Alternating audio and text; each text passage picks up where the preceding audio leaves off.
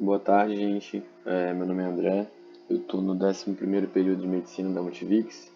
Sou estagiário do Toxin desde o começo do ano de 2024.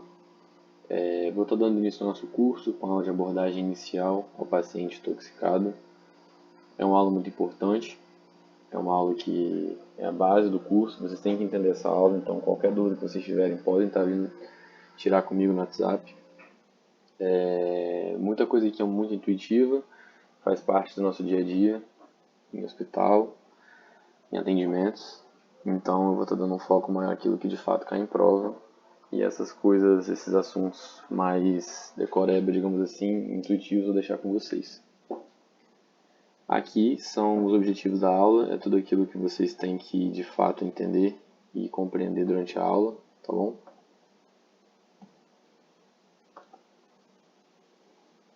Vamos lá. Então, o que de fato é uma intoxicação, né? Intoxicação é então quando um ser humano, um animal, tem contato, ingesta uma substância química e veneno, e isso vai gerar um quadro clínico nesse paciente, né? Esse quadro clínico pode ser uma intoxicação com danos graves, fatais ou às vezes nulo, né? Assintomático. Tudo vai depender da dose ingerida, da concentração da substância, do tempo, tá bom? E tem alguns cenários que a gente tem que suspeitar, né? Levantar essa hipótese de uma intoxicação. Pacientes que chegam com rebaixamento do nível de consciência de forma abrupta, sem motivo aparente. Então, quadros de início súbito, sem motivo evidente, uma história inconsistente ou bizarra que não faça muito sentido, que não tenha um raciocínio clínico evidente. Pacientes que são vítimas de trauma cranioencefálico, às vezes um paciente que teve uma queda da própria altura, tem que pensar em que pode ter sido uma intoxicação. Intoxicação nem sempre é essa que vai ser uma tentativa de autoextermínio, uma tentativa de suicídio, mas às vezes de forma acidental acontece, tá? Alteração do estado mental, coma, paciente chega convulsionando no serviço, paciente em acidose metabólica com arritmia cardíaca súbita, paciente em estado de choque, tá? São casos que a gente tem que pensar em intoxicação. Pacientes que foram resgatados de cenas de incêndio, porque é muito comum que esses pacientes inalem gases tóxicos, tá? Isso vai gerar uma repercussão clínica nele. E todo paciente que chegar no serviço com uma sintomatologia estranha, que não faça muito sentido, uma das nossas hipóteses diagnósticas tem que ser um quadro de intoxicação. E aí, quais são as circunstâncias mais comuns dos acidentes, né, por intoxicação? Como eu falei, acidental, às vezes uma inalação por um gás tóxico, de forma acidental, às vezes uma criança que ingere um remédio acidentalmente, tá? Tentativa de autoextermínio e causas ocupacionais, né, que são causas em ambiente de trabalho. E aí, quais são os fatores importantes desse processo de intoxicação, né? A toxicidade do agente, porque existem agentes que são mais tóxicos que os outros. Então, às vezes, um agente, uma substância que você pode ter atingido uma dose tóxica daquela substância, não vai gerar uma repercussão importante igual a um medicamento X, um medicamento Y, né? Você ingere um medicamento X que não é tão tóxico, mas você ingere um Y que é mais tóxico, então isso vai gerar uma repercussão clínica, podendo levar a outras consequências. Então tudo depende da toxicidade desse agente que você está ingerindo. A concentração desse agente, né, obviamente uma substância que está mais concentrada, que você ingere em maior quantidade, a chance de você ter uma repercussão clínica mais grave é maior do que quando você ingere uma substância menos concentrada. As vias de exposição, né, oral, ocular, cutânea, então isso também interfere no processo de intoxicação. A circunstância da exposição, que foi como a gente falou, é uma tentativa de autoextermínio, é uma causa ocupacional, né, é de forma acidental, isso também é importante nesse processo. E o tempo de exposição, que é um dos fatores mais importantes, porque a partir do tempo de exposição do paciente com essa substância que a gente vai saber as nossas condutas, se tem alguma indicação de alguma medida de contaminação ou não. E aí, as vias de absorção mais comuns, como eu falei anteriormente, inalação, via cutânea, por ingesta, né, por via oral, e endovenosa, tá? São as 4 vias mais comuns que a gente tem, sendo que a oral é a mais importante, é a mais comum. E aí tá, a gente recebe então esse paciente vítima de uma intoxicação. Qual é a primeira coisa que a gente tem que fazer com ele? É estabilizar as funções vitais. Às vezes vai chegar um paciente hipotenso, bradicárdico, rebaixado, então a gente tem que corrigir essa hipotensão, fazendo um volume, tem que corrigir essa bradicardia, tem que ficar atento a esse rebaixamento do nível de consciência dele, A depender da escala de coma de Glasgow, a gente vai proceder com uma intubação, tá? Para proteger as vias aéreas desse paciente. E aí, qual de fato então é o objetivo do tratamento? Como eu falei agora, a primeira coisa que a gente vai fazer é estabilizar esse paciente, tá? Corrigir todas as disfunções de sinal vital que ele tenha, tá bom? Se tiver potência, a gente corrige a proteção, se tiver bradicárdico, a gente corrige a bradicardia, proteger as vias aéreas, tá bom? Feito isso, a gente vai começar a pensar agora no agente tóxico, tá? A partir do momento que a gente ingere, que o paciente ingere uma substância, a gente tem que evitar ao máximo a absorção daquela substância. Então, vamos fazer medidas para esse paciente, que a gente vai abordar em outra aula, para evitar que aquela substância seja absorvida por completo. Então, por isso que o tempo de ingesta, você sabe o tempo de ingesta dessa substância pelo paciente é muito importante, para saber se tem como a gente ainda retardar essa absorção do medicamento, da substância ter sido ingerida. Feito então essa medida de descontaminação, né, que é para evitar a absorção desse medicamento, da substância, a gente vai agora fazer medidas para aumentar a eliminação desse agente tóxico. O que são essas medidas de eliminação? São medidas que a gente vai fazer para eliminar mais rápido aquilo que já foi absorvido. Então, em primeiro momento, a gente vai fazer medidas para evitar a absorção e depois a gente vai fazer medidas para eliminar aquilo que já foi absorvido. Feito isso, a gente tem outras medidas que podem ser feitas também, né? Que é para anular o efeito do agente tóxico. E como é que a gente faz isso? Com o uso de antídotos e antagonistas. Várias substâncias, vocês vão ver durante o nosso curso, que vai ter um antídoto específico para aquela substância, né? Que vai bloquear a ação daquela substância ou que vai fazer com que eu evite a ação dela, tá bom? E por fim, prevenir as sequelas daquela substância ingerida pelo paciente, né? É o que a gente vai ter como objetivo final. Aqui foi aquela parte que eu falei, que é um pouco mais intuitiva, a gente tem que manter as vias aéreas pérvias, atenção aos pacientes inconscientes, se é um paciente rebaixado, né? Ofertar oxigênio se o paciente tiver essa demanda, então ficar de olho nisso aqui também, que vai muito de paciente para paciente, tá? Aqui são os antídotos, né? Os medicamentos que a gente usa para corrigir a intoxicação por algum fármaco. Cada um vai ter um antídoto específico, tá? Não precisa ficar decorando isso aqui agora, porque ao longo do curso, quando a gente for falar sobre síndromes tóxicas, nós vamos falar dos quais são os antídotos específicos para cada fármaco, tá?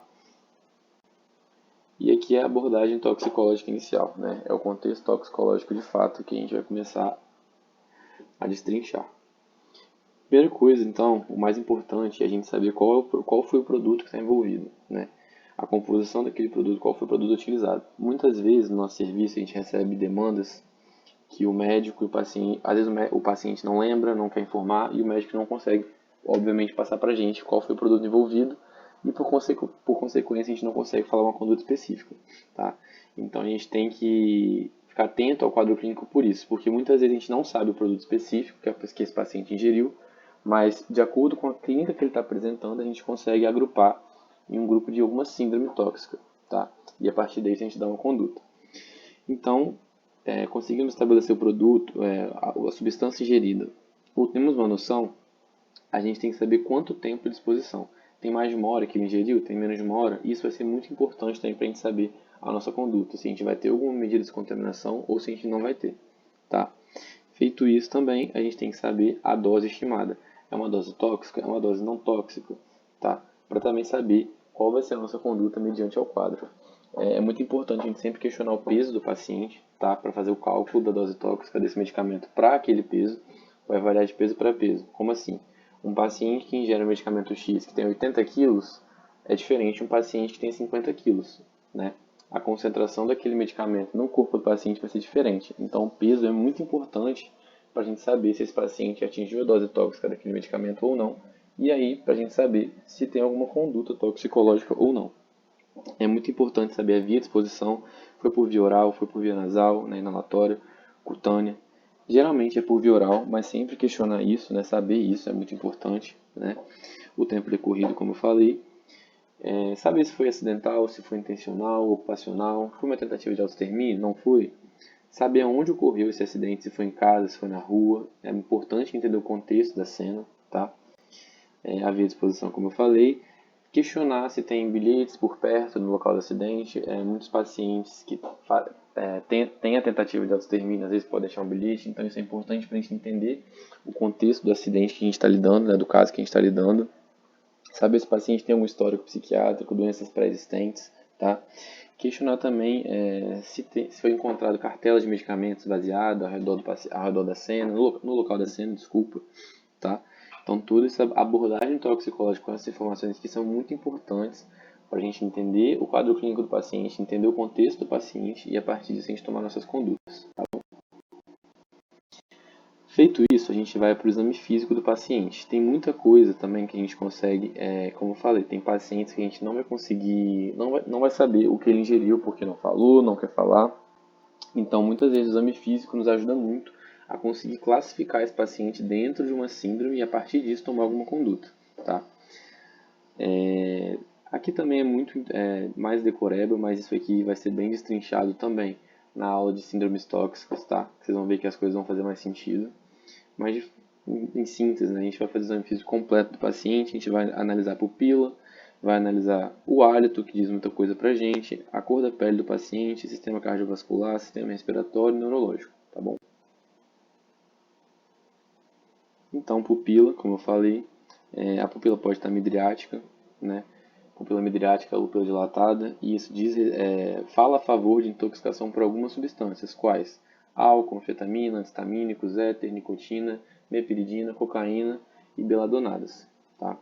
Miose, que é aquela pupila mais contraída, uma síndrome colinérgica, síndrome opioide, uma ingesta de etanol, às vezes uma visão borrada que vai falar a favor de uma síndrome colinérgica, e uma pupila que não reage, uma pupila não reagente, fala mais a favor de intoxicação por barbitúricos, cianeto, cianogênicos, monóxido de carbono. Como eu falei para vocês, não precisa ficar se preocupando em gravar isso aqui, eu estou dando mais uma introdução para vocês, porque na aula de síndromes tóxicas vocês vão ver que tudo isso vai estar agrupado em um conjunto de síndromes e vai fazer mais sentido. Referente ao hálito também, a gente consegue tirar bastante informação a partir do hálito. O paciente tem um hálito cetônico, né? O médico pode passar o caso e falar que o paciente tem um hálito cetônico. Fala mais a favor da ingesta de acetona, aspirina, metanol, tá? Um hálito alcoólico vai falar mais a favor de uma causa alcoólica, né? Uma ingesta de bebida alcoólica, por exemplo. Um hálito com odor de alho fala muito a favor de ingesta por organofosforado, arsênico e talho, tá? Aquele odor de amêndoa amarga também fala a favor da ingesta por cianeto, cânfora de cânfora, e o odor de hálito de ovo podre vai falar a favor de disulfiram e sulfeto de hidrogênio ou fosfina. Tá? Quanto à pele, alguns tipos de pele também nos diz respeito a alguns tipos de síndrome, alguns tipos de agentes tóxicos. Tá? Então, uma pele mais cianótica vai falar mais a favor de síndrome metahemoglobinizante, tá? Que algumas substâncias vão causar essa síndrome que a gente vai falar depois. Uso de morfina também, tá? Uma pele mais pálida fala a favor de intoxicação com monóxido de carbono, cianeto, sulfeto de hidrogênio. Paciente chegou lá no serviço, tem marcas de agulhada, então a gente tem que pensar em drogas injetáveis, que também vão causar um tipo de síndrome. Uma pele mais fria, mais úmida, vai falar a favor da ingesta de anfetaminas, barbitúricos, carbamatos, cogumelos, organofosforados, LSD, nitratos. E aí uma pele mais seca e quente vai falar a favor de uma ingesta de atropina, tá? Atropínicos. Agora, do ponto de vista respiratório, um paciente que chega em depressão respiratória, a gente tem que pensar em ingesta por álcool, ingesta por monóxido de carbono, ingesta de narcóticos, propoxifeno, tá? Agora, um paciente chega hiperventilando, né, com uma taquipneia às vezes, pensar em ingesta por carbamatos, metanol, monóxido de carbono, organofosforado, nicotina, querosene, aspirina, tá? O paciente já chega em hipoventilação, a gente pensa em carbamatos, opioides, organofosforados, sedativos e hipnóticos, tá? Pacientes que chegam com edema pulmonar, vocês vão ver que algumas síndromes é bastante característico, a gente tem que pensar em ingesta por carbamatos, monóxido de carbono, organofosforado, hidrocarbonetos e propoxifeno também, tá? Não é um sintoma desse, o paciente chega em edema pulmonar, você vai pensar uma coisa. Vai ser um conjunto de sintomas que você vai agrupar aqueles sintomas em uma determinada síndrome e a partir daquilo você vai tomar suas condutas e classificar o paciente, tá? Vai ficar mais claro nas próximas aulas. Do ponto de vista neurológico, o paciente às vezes pode chegar em depressão, em coma, tem algumas substâncias que vão fazer com que o paciente fique mais rebaixado, em depressão e coma. Quais são elas? Álcool, barbitúricos, atropina, cianeto, monóxido de carbono, antihistamínicos e chumbo. O paciente pode chegar em estado convulsivo também, né, em convulsão. E a gente pensa em que? Em substâncias como anfetamina, cocaína, carbamatos, monóxido de carbono, metanol, organofosforados e nicotina. O paciente também pode chegar em delírio, e a gente vai pensar em ingesta por álcool, anfetamina, barbitúrico, beladonadas, cocaína e maconha. Essas são as síndromes que eu falei, a gente não vai abordá-las agora, é a nossa segunda aula do curso, tá? Nossa terceira aula do curso, desculpa. Cada substância vai estar agrupada dentro de uma síndrome dessa. Ah, o paciente ingeriu muito álcool, vai entrar em alguma dessas síndromes. Ah, o paciente ingeriu, não sei, por exemplo, um monóxido de carbono, vai entrar, teve inalação, né? Vai entrar em alguma dessas síndromes aqui. Tá? Cocaína vai entrar em alguma dessas síndromes e vai ter um conjunto de sintomas, um conjunto de sinais e sintomas que vai nos dizer mais ou menos qual é essa síndrome. E a partir disso a gente vai tomar nossas condutas, ver se tem algum antídoto e por aí vai.